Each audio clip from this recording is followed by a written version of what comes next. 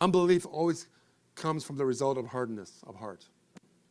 You get hardened before you don't believe. Before unbelief comes, you usually get a stubborn heart. Or you get offended, or you get this, then all of a sudden that.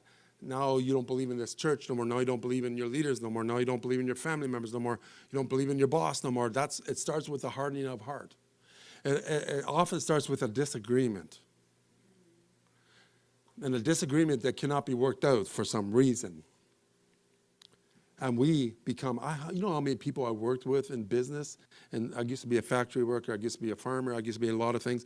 And how many people in the background were so hardened of their hearts against their bosses. And they were not getting blessed the way they should because they were hardened. They did their job for the paycheck, not for their career.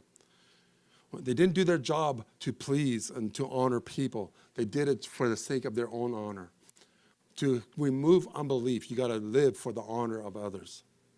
You got to live for the respect of others. You got to be more than just yourself, amen? So that hardened hearts brings unbelief.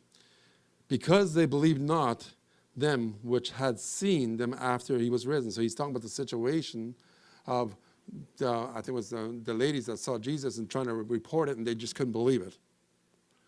Said, my goodness. You know, sometimes God prophesies something. In this case, it was a prophecy of the Bible that Jesus would rise again. But after all that they went through, after all the understanding they had, we still have a hard time believing, right? So we have a prophecy and say, God says, I want to do this and this for you. But then when we see it happen, we come against it on the sake of others sometimes.